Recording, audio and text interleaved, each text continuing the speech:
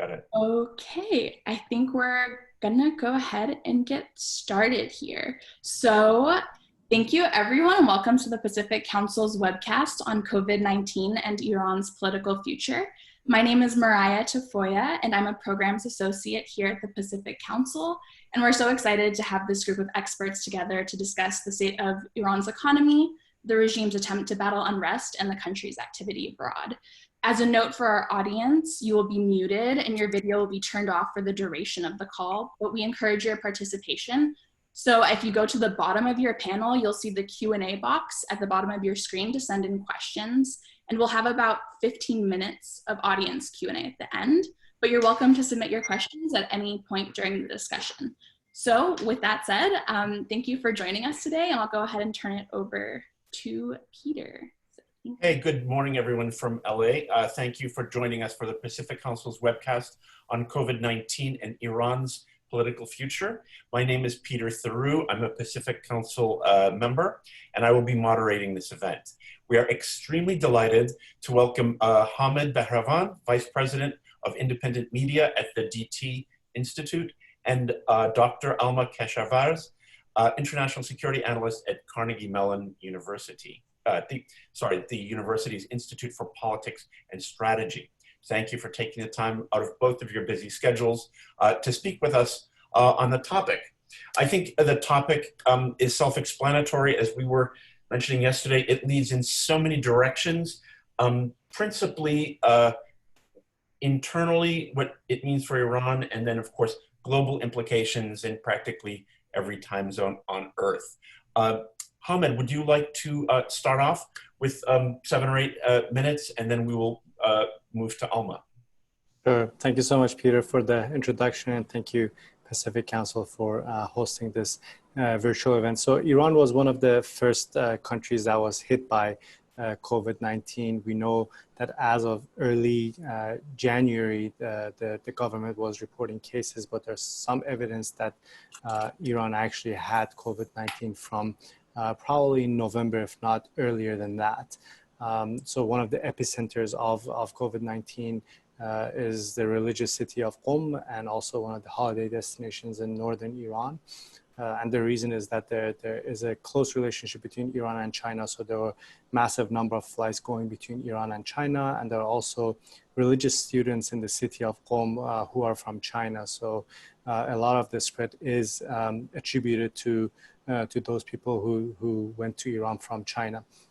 And even though there were calls from the very beginning to isolate and fully quarantine Qom because of its religious symbolism, the government did not do so, and the virus spread from there all across the country. COVID-19 also, the peak of it kind of coincided with the Persian New Year holiday season, which people travel significantly. And even though the government at that time was starting to put out guidelines because of the lack of trust between the people and the government, people simply did not listen and continued to travel to the northern region, which was the other epicenter of the virus. So we saw the numbers significantly increase inside. There are multiple sources that provide with a very large range of statistics on how the virus spread, but according to the WHO officials, the actual numbers are probably 5 times higher than the official numbers that are reported by the Iranian government. So as of yesterday, I believe the number of deaths stood at about 8,500 people. So we can say the actual numbers is probably somewhere around 42,000 deaths. There was also a very interesting mathematical model done by 2 Iranian researchers at MIT and Virginia Tech, and they put the actual number of deaths by July at about 60,000 best case scenario, which is pretty much in line with what WHO is saying, and about 100,000 worst case scenario. So that puts Iran at basically one of the worst hit countries in the world in terms of its mortality rate per capita. Unfortunately, just as of several days ago, there has been another uptick in the number of deaths inside the country. And many provinces in Iran are still considered in the red zone, and most of those are where ethnic and religious minority populations live. And currently there aren't necessarily any formal guidelines by the government. They want to fully open the country without any specific guidelines, even inside the public transport systems. Wearing masks has not been made mandatory. So these are all significant issues. When it comes to the impact of COVID-19 on the country, aside from the death toll, its impact on the economy, it's quite significant. So Iran's economy has been shrinking for the past several years due to both US imposed sanctions after JCPOA was dismantled mostly by the Trump administration, and also because of mismanagement of resources and corruption inside the country. So just last year, the economy shrank by about 7%. And it is projected that this year's GDP growth would be negative 7.5% to 11%, which is quite significant. Last year's unemployment was about 10%, and it is projected that as a result of COVID-19, there will be 5 to 6.5 million job losses, which would then increase the unemployment rate to about 30%. Last year's inflation was about 50% at some point. And it is possible that we see even a higher rate this coming year. And just in the past several days, Iran's currency has devalued even more compared to the US dollar. And I believe right now each US dollar is 18,000 tuman, which is unprecedented. So all these are quite worrying signs for the government, and the hardest hit population is the lowest income bracket as usual, and those are the marginalized and disenfranchised populations. So why is this a challenge? Because since 2009, since the Green Movement uprisings, we've seen a number of protests in Iran increase significantly, both in frequency, and their intervals are getting shorter and shorter, which is worrisome for the government. And some government officials have actually been pretty vocal about it, that the country is not in a good shape. And as we've moved forward from 2009, at the beginning, these protests were mostly social and political, but they've become more and more about the economy as the economy has worsened. And the past 3 years, because the Trump administration has tightened the sanctions noose around Iran's neck, the situation has become a lot worse. So at the end of 2017, we had one of the largest economy-related uprisings in Iran. And right then, we actually conducted a large poll inside the country. And in that poll, we had about 2,000 participants. 88% of the participants said the country is going towards a bad direction, had a negative impression about the country's direction.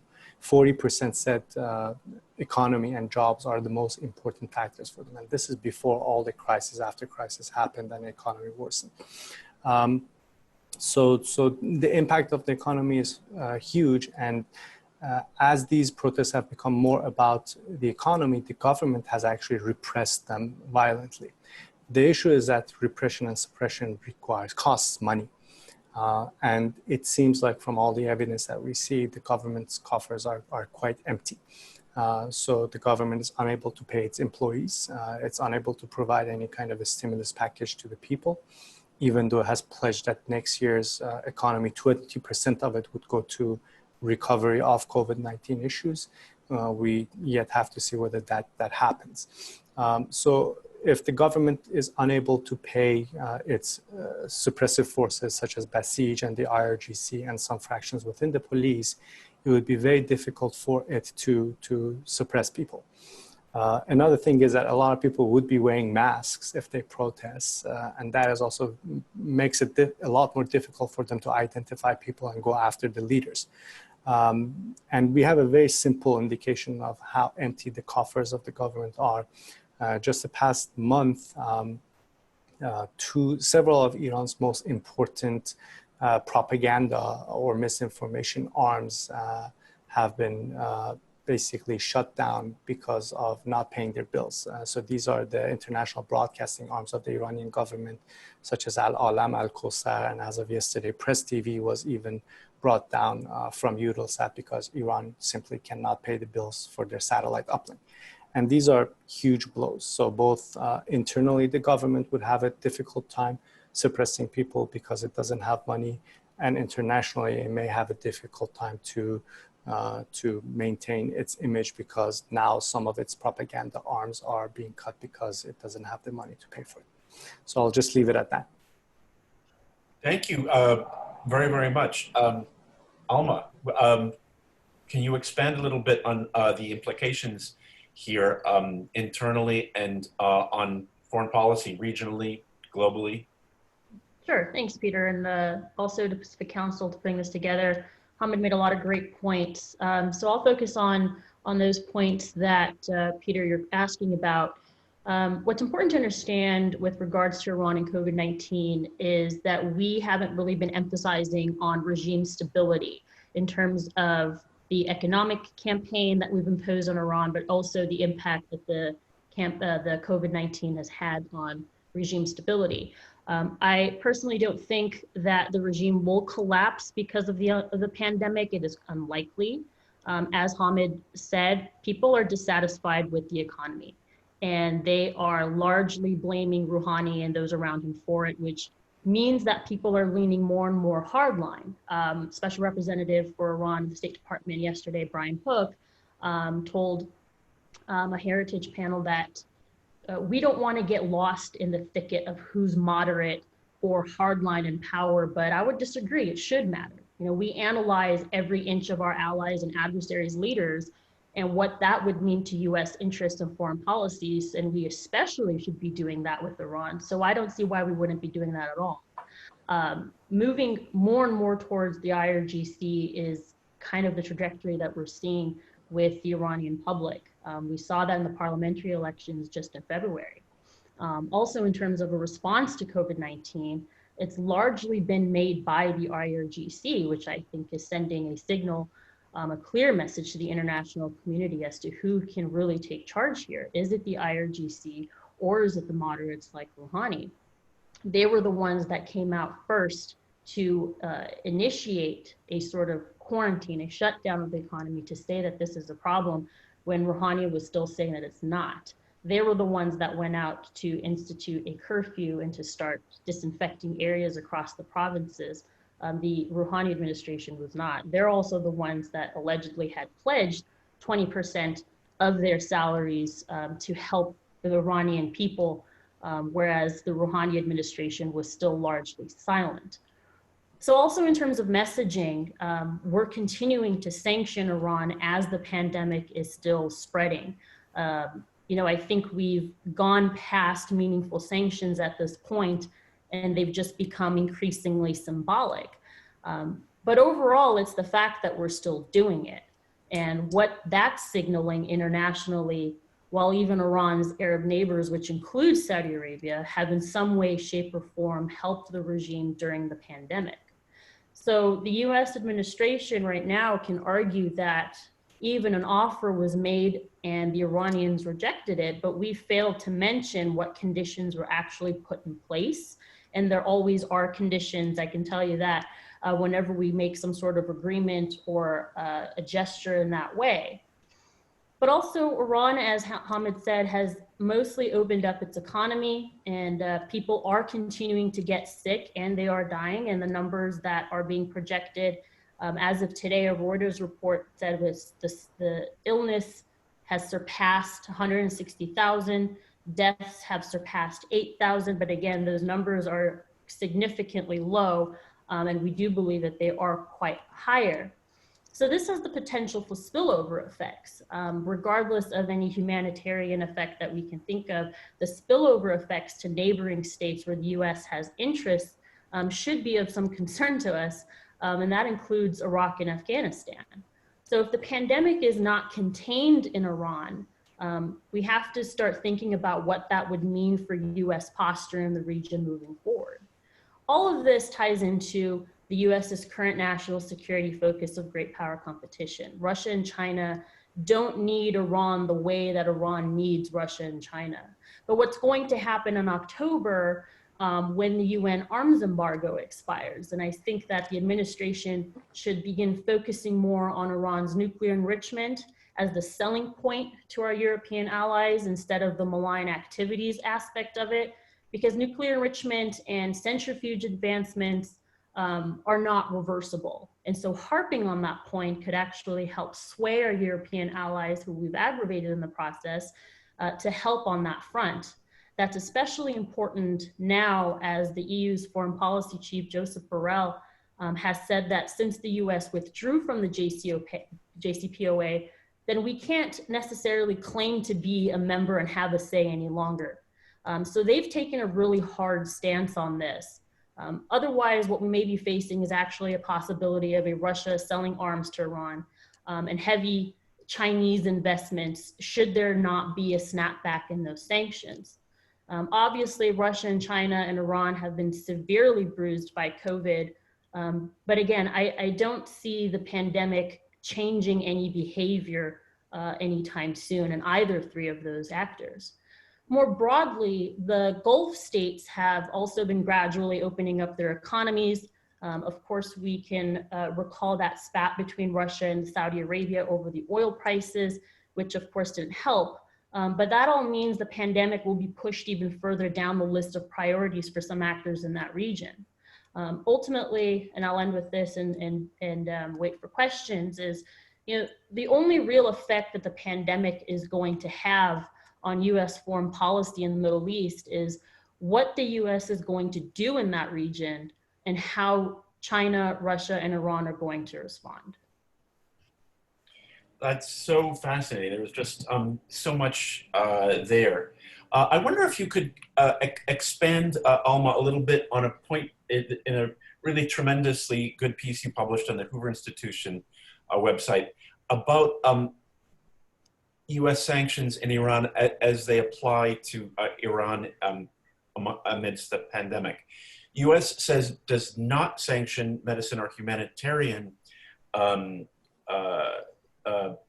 stuff going into Iran, but when you sanction banks, you do complicate the Iranians' ability to pay for those. There is this Swiss channel or the Swiss method for making up for that. Might we ask you to expand upon that just a little bit for our listeners? Sure. So the Swiss channel is is a mediary where we can go and have goods be sent to Iran.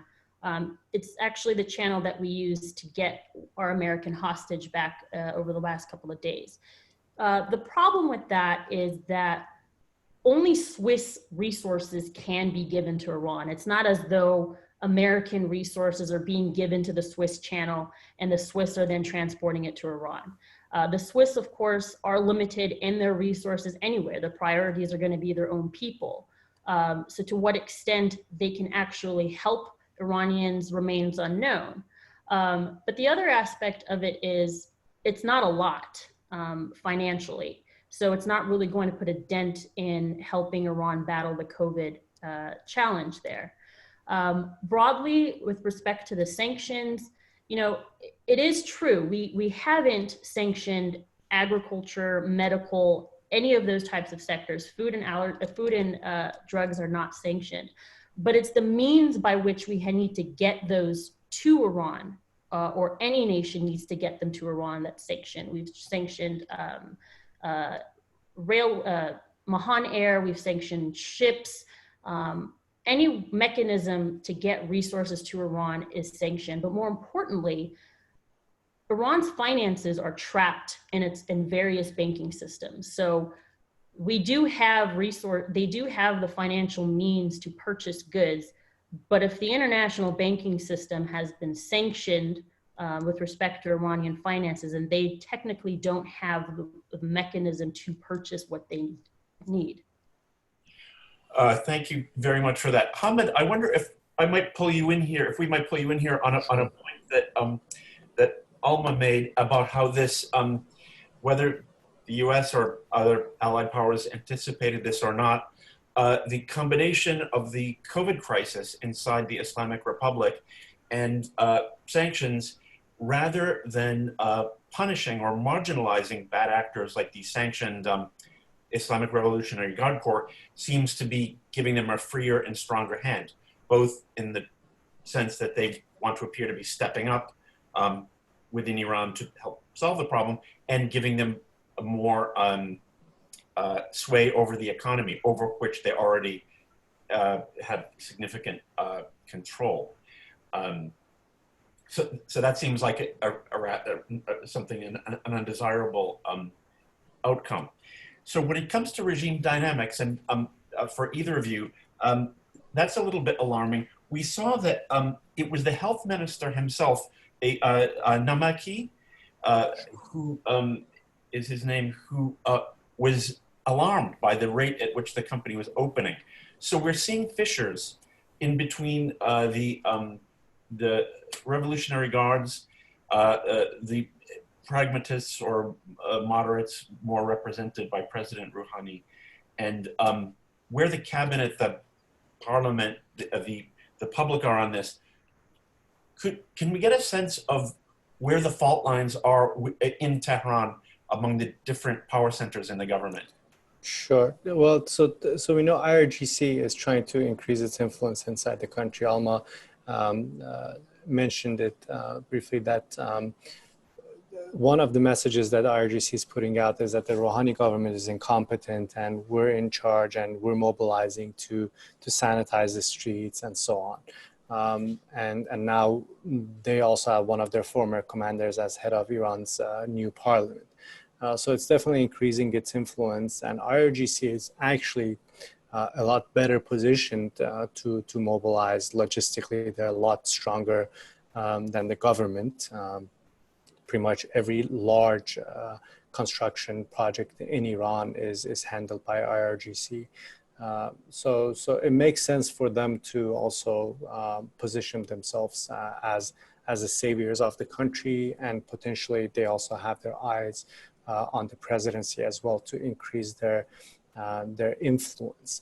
But they also have a challenge to deal with the sanctions. I mean, sanctions to some extent works to their benefit because they will go deeper down into Iran's black market.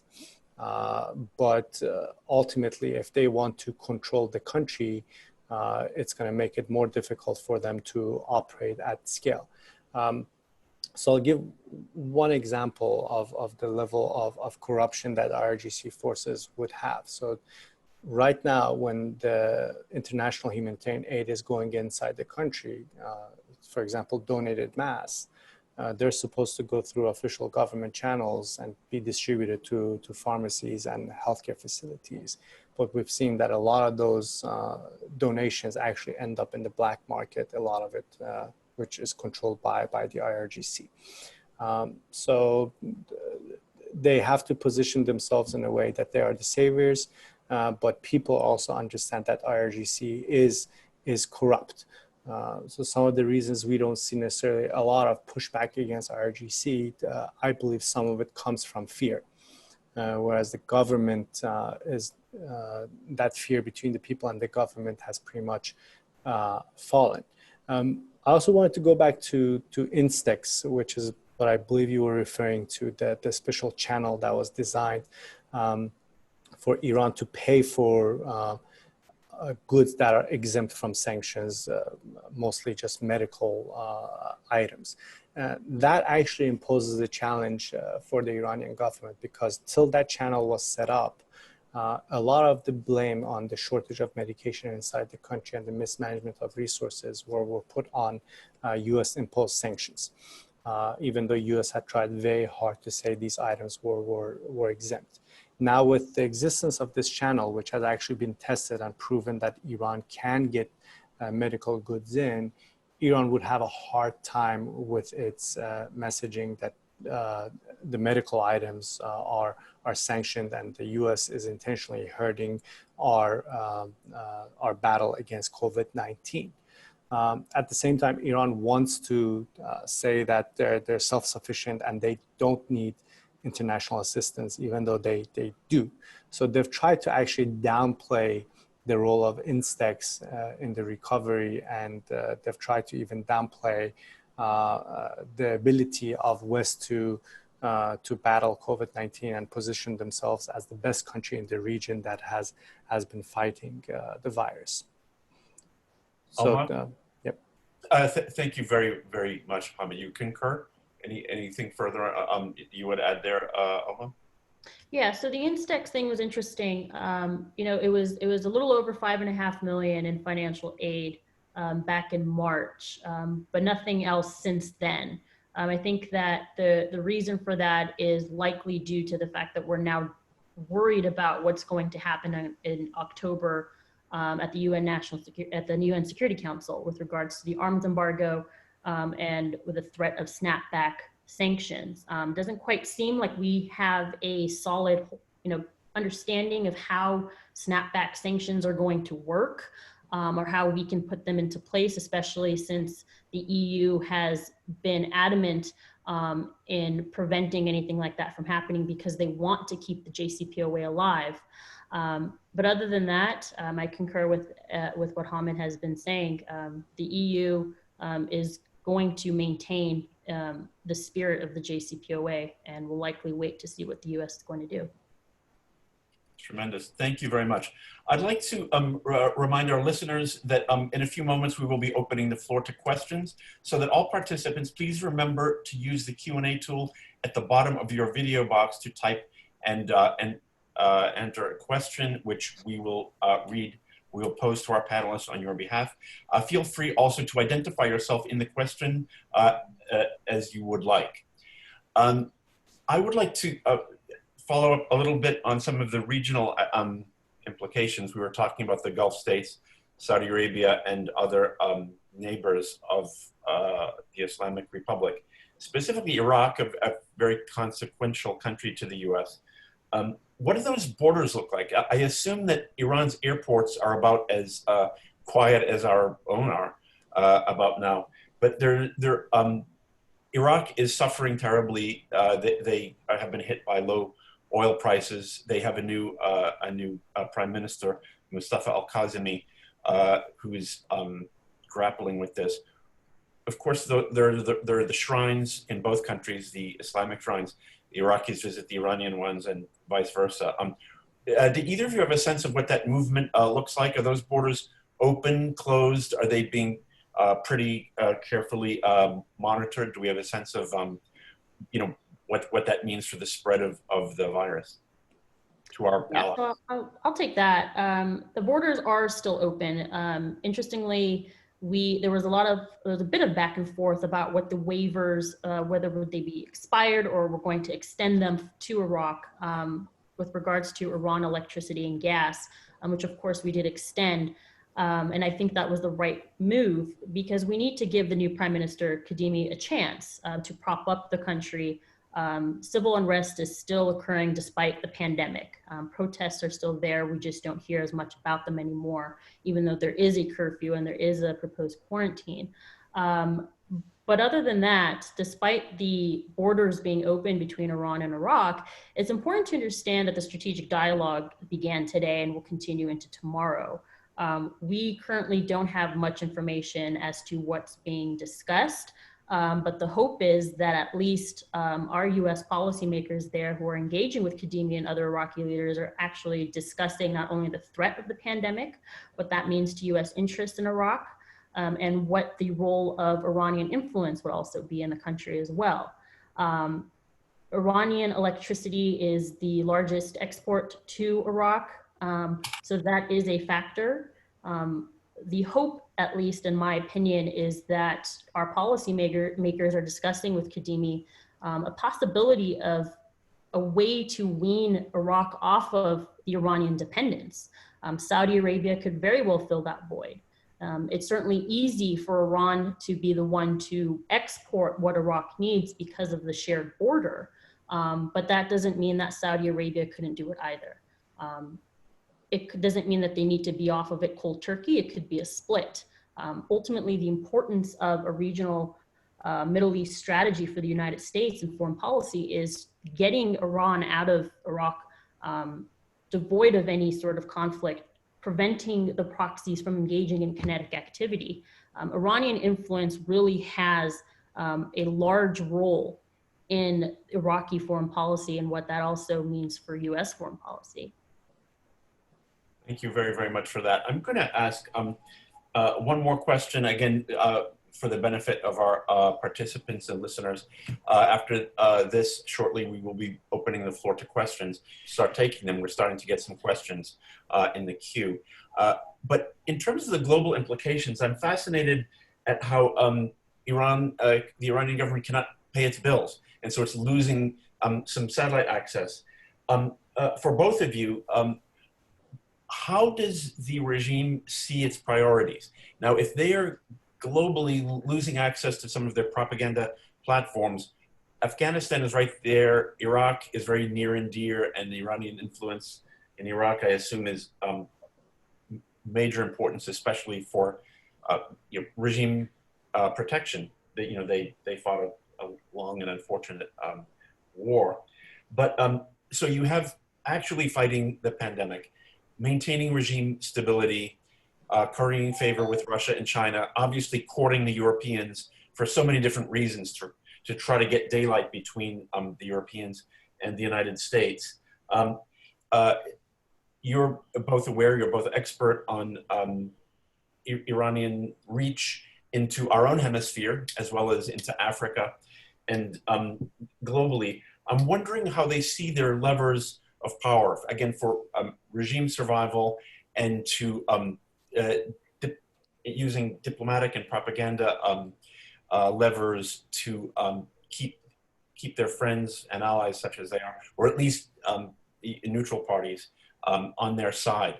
They also have some fairly high bills, we're aware, that they pay for Hezbollah in Lebanon. They have their proxies, most of whom we've designated as terrorist group in Gaza, in Iraq, and in Lebanon.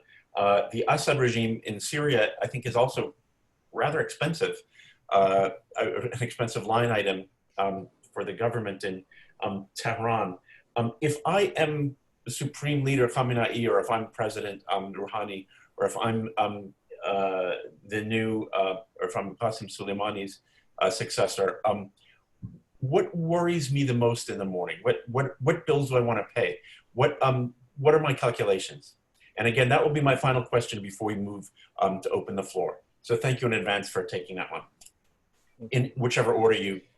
I can talk a little bit about the misinformation priorities, because I think that is quite important, and it is quite interesting, and it's actually difficult to now identify misinformation, disinformation, and actual attempts to spread their ideology. So Khomeini very famously wanted to export Iran's revolution to the world. So sometimes we see that countries that Iran targets for misinformation are not necessarily aligned strategically with its global ambitions. So for example, Shia minorities in Nigeria don't necessarily do anything for Iran, but they still conduct significant media campaigns to influence those populations. In Latin America, yes, it makes sense to be in US's backyard to run influence operations, but in some of the countries, it really doesn't make sense. So I assume Iran may be cutting some of those media campaigns in countries that don't provide any tangible benefits for it. But aside from that, aside from the satellite operation, Iran will continue to be quite active in social media because it doesn't cost it as much money to do so. And one of the projects that we actually run is to map Iranian propaganda both internally and externally. So in the past month or so, we have not really seen a major shift in its priorities. We've seen them fine-tune their messaging around COVID-19 a little bit. And most likely in the coming months, we'll see that it'll fine-tune its messaging around the protests in the US. But aside from that, we haven't really seen a shift in the regional focus. But Alma most likely can speak a lot more to that. Yeah, sure. And I agree with you. But the thing to note is whatever activity Iran is having, whether it's in Iraq, whether it's Syria, whether it's Afghanistan, any part of the world, terrorism is cheap. So they're not really looking to say, well, the first bill we're going to pay is a terrorist activity. Terrorism can have all sorts of different types of impacts and activities that don't require necessarily a lot of money. I think Iran might be more concerned about paying domestic bills rather than whatever proxies are doing abroad. Iran is particularly unusual compared to other states that have proxies or engage in some sort of exporting of terrorism, in that they know that their groups are self-sufficient. Hezbollah knows how to act by itself. It's semi-autonomous. Soleimani was responsible for propping up a lot of those Shia militia groups in Iraq. And for the most part, Kataib Hezbollah is semi-autonomous. It knows how to act without any sort of coordination with Iran and sending things back to Iran. That's why they've been trained the way that they have been, so that they know how to act should there be some sort of issue domestically. And they don't have to go back and ask questions. They don't have to go back and ask for resources, because they know how to get it and they know how to function. Again, terrorism is very cheap. I'll make a comment on Syria. The administration has been saying as of late that Iran's withdrawal out of Syria actually is some kind of retreat, and has been saying that the maximum pressure campaign has inflicted enough damage that they no longer can sustain what's going on in Syria. But I would actually argue counter to that and say that mission has been accomplished in Syria for the Iran regime. Assad has remained in power. They sent several thousand troops, whether it's IRGC or their Artish groups, into Syria. There was a tremendous loss of life for Iranians, but the fact of the matter is that the mission was complete. Moreover, Turkey and Russia have actually been working together in Syria. So there's really no more effort needed on Iran's behalf to stay in Syria. So they're taking a lot of resources that they've put into that country and focusing them elsewhere. So if anything, it seems like it's a bit of a win for Iran and Syria, and not so much a win for the maximum pressure campaign. Great, thank you so much. That's a great answer. A brief follow-up economically when we're talking about allocating money. It's true, terrorism is cheap. I think we still had this estimate from that the September 11th attacks, such a horrible event for us. I think it cost Al Qaeda $200,000. But a brief follow-up on the Iranian economy as they try to square these different circles. Domestically, are they still subsidizing with food, fuel? Are they maintaining subsidies? Yes, yeah, a lot of items in Iran continue to be subsidized to some level, and every time one of these essential items is no longer subsidized, it leads to significant uprisings, and the previous violent uprisings was actually partially over eliminating the fuel subsidies. So it is very much still a subsidized economy to a large extent when it comes to bread, fuel, and several other essentials. Thank you very much. Okay, we're going to move to listener questions now.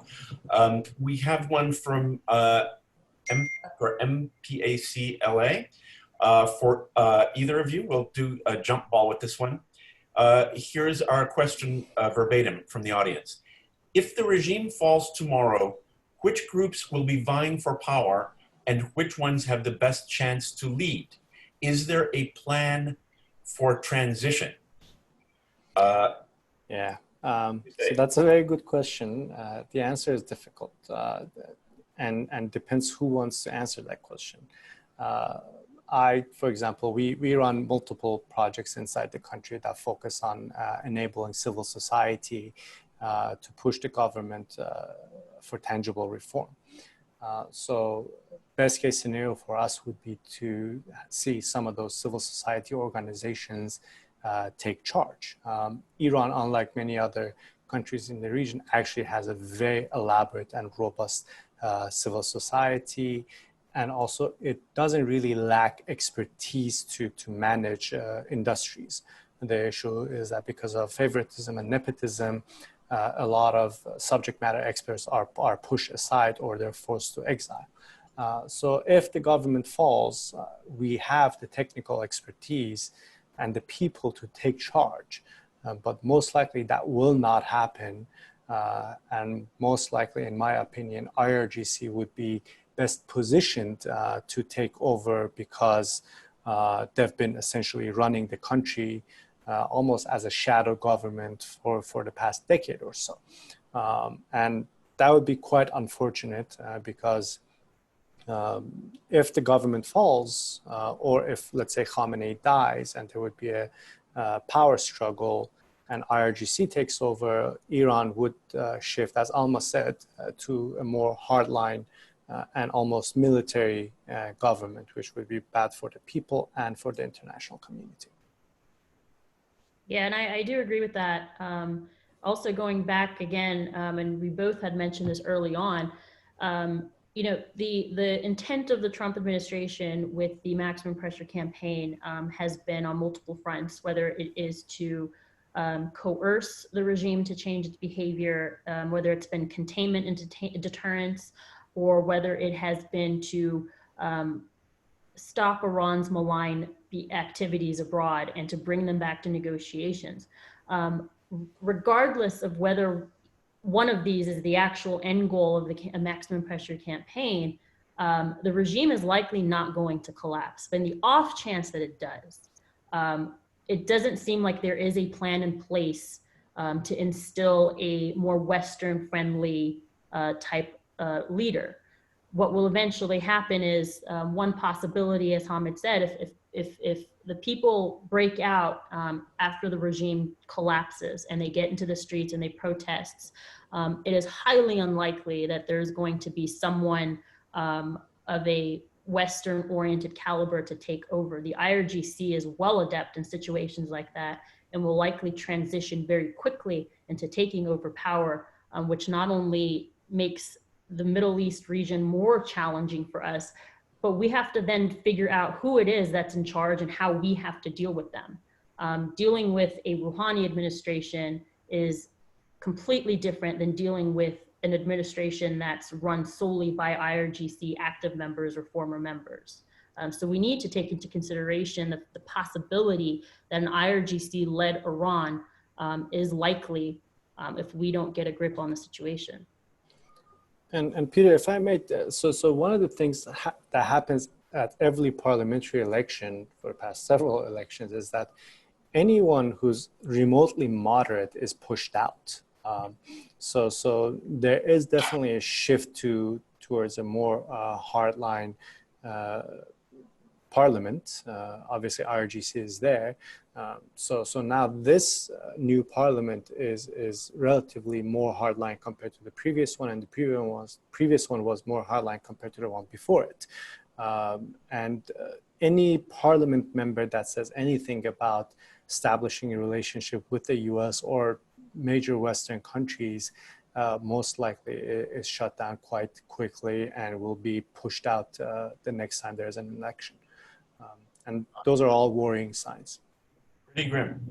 Thank you very much for those answers. We'll move to the next question from the listening audience, and I encourage the audience, if you not too late to add questions in that little box if you if something comes to mind. Here's a question from Yesi Vargas.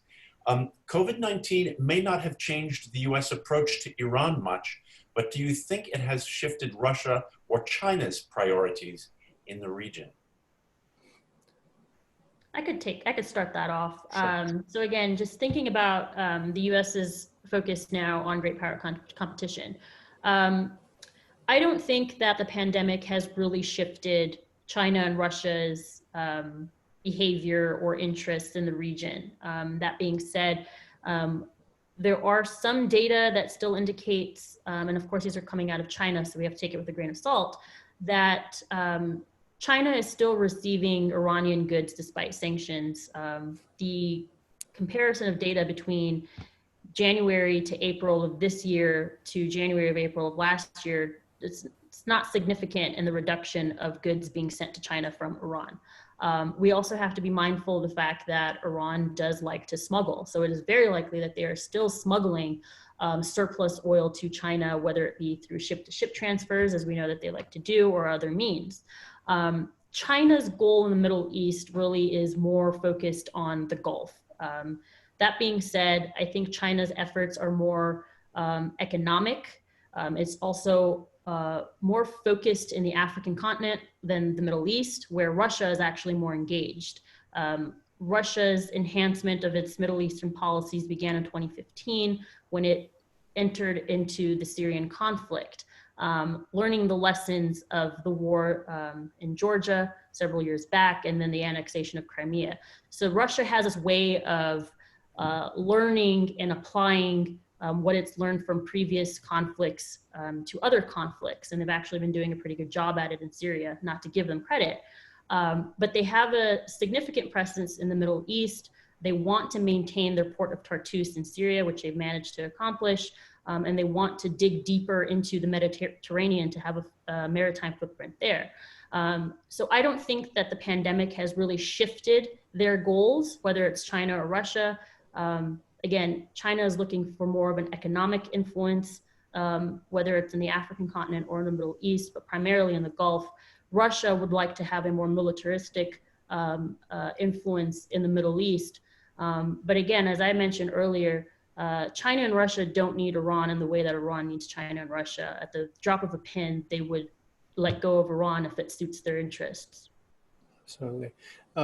I actually think this is a missed opportunity on the US side, both on the messaging side and on any efforts that they want to have to establish any kind of relationship with Iran, especially if the Trump administration essentially needs a win during the election season. So in terms of messaging, again, US government could have been a lot more aggressive in taking a lead in authorizing any transaction through Instex. And even though it offered one round of assistance to Iran that Iran denied, it could have established channels to transfer some aid to Iran through its other Western allies, to at least show that it is genuine when it says that medical items are not exempt, even though the US said that they approve of the only transaction that went through Instex to purchase some medical goods, but beyond that, nothing really has happened. And the US could have been a lot more aggressive there. Got it. As we're just about to move to another question from the audience, I have a brief follow-up there for either of you. But to your point, Hamid, that you just made, going back several years, we had this terrible development in Iran several years ago, which was the earthquake in Bam, where I believe the U.S. only provided aid, but I think you had U.S. planes bringing aid, or at least planes bringing U.S. aid into Iran on the ground. Was there, so this is quite a change from that. Yeah, and ultimately, at least under the current environment, it is a challenge for the Iranian government to accept any goods from the U.S. regardless, even if they really are desperate for it. The U.S., basically the very first chant at every Friday prayer is against the U.S. and the very first speech of the current parliament leader was against the U.S. and they've said anyone who wants to talk to essentially the people who assassinated Qasem Soleimani, that's their stance, is an enemy. So it is very difficult for them to be able to at least manage their messaging around acceptance of any help from the U.S. That's why there needs to be back channels if the U.S. is attempting to help Iran. Good reminder of the really bad blood around this issue. Okay, on to a question from participant Jim Prince. Here is his question. The Trump administration has been vocal on the need to reduce the foreign aid budget and its view that promoting democracy and human rights are not a national security interest. What is the current Department of State assistance budget levels and priorities, presumably specifically relating to Iran? Alma, would you like to take that?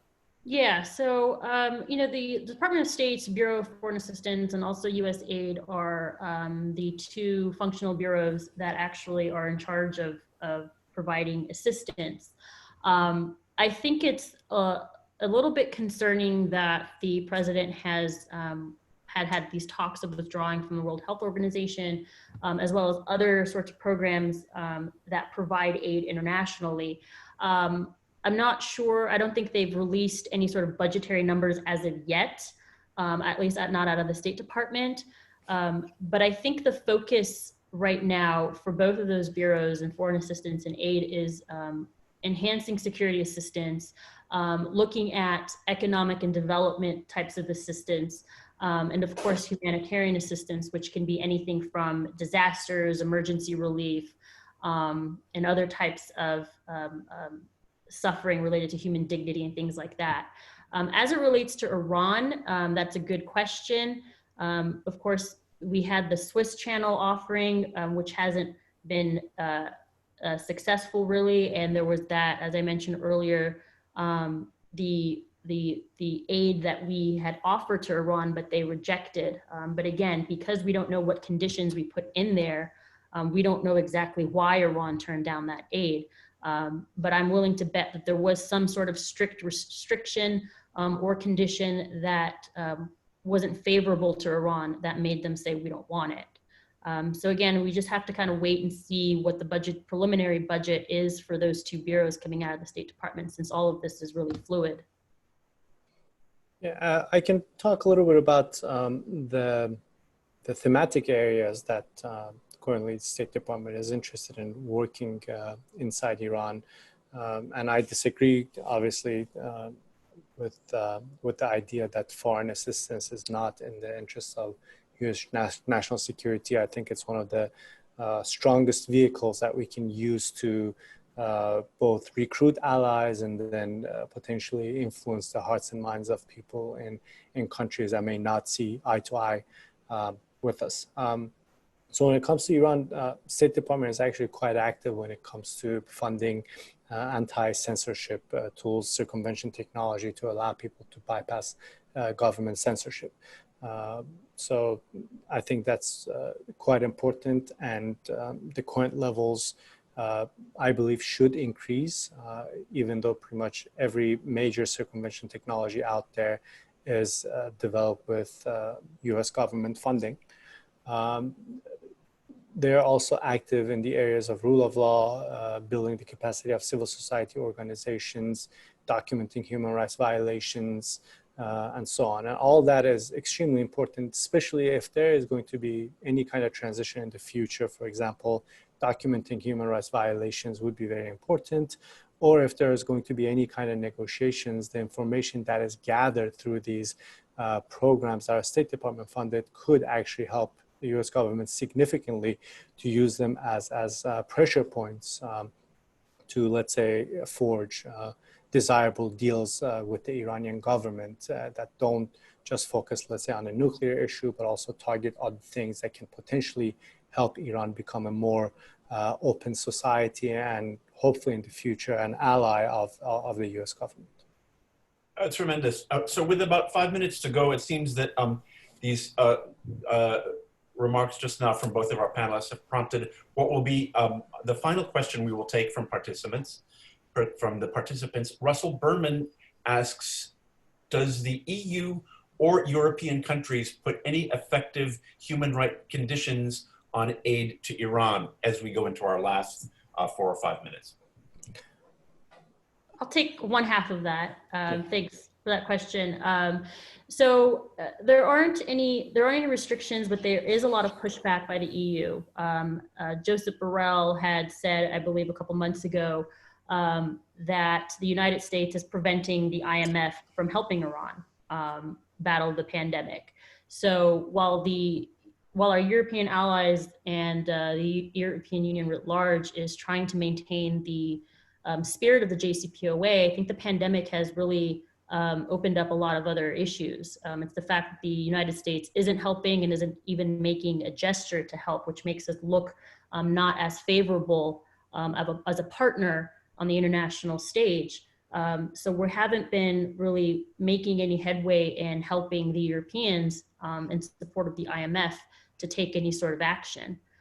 So I'll let Hamid answer the other half of that question. Yeah, so I don't think there has been any restrictions actually put on any aid package, and there haven't been that many aid packages anyway. But I would like to focus on, and basically around JCPOA, what happened then and what groups like us would wanted to see happen with any potential investment in Iran, and what we would like to happen in the future if there is any kind of deal. So some of the projects that we run focus, let's say, on labor rights inside the country.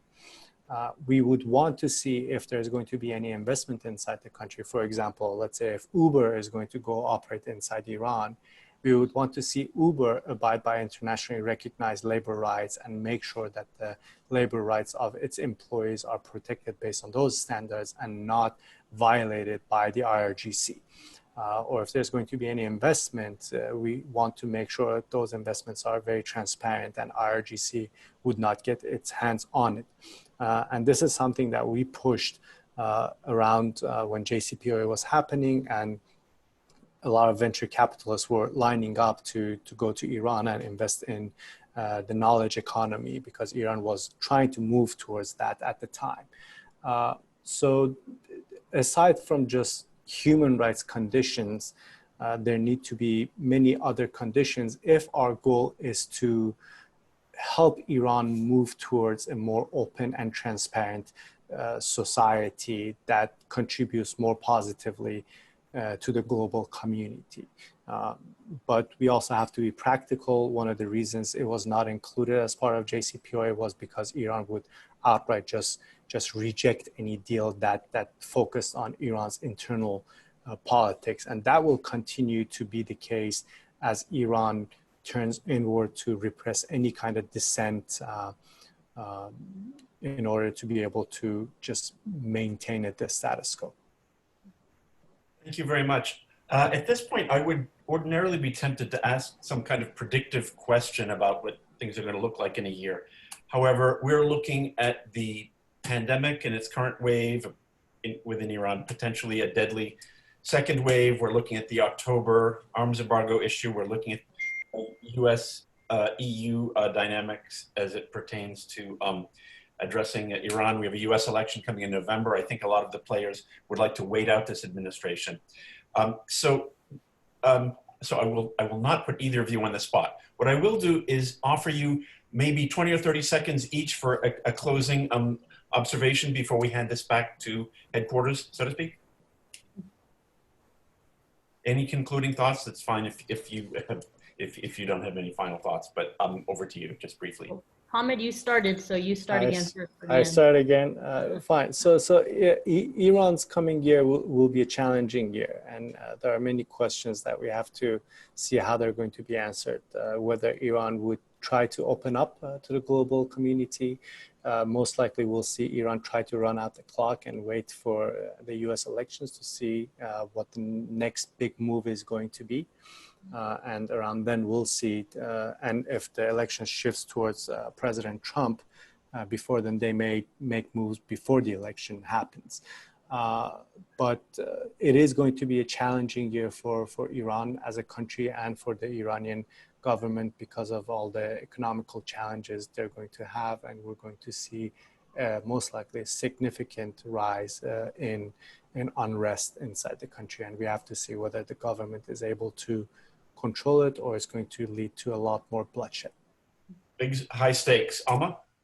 Yeah, along the same lines, again, I do believe that the Iranian regime is waiting out, excuse me, the US's 2020 election to see if they're going to have to deal with a re-elected Trump administration, or if they're going to have to deal with a incoming Joe Biden administration whose foreign policy is yet to remain unclear at this point, but at the very least, we can sort of project that maybe it will be JCPOA-esque.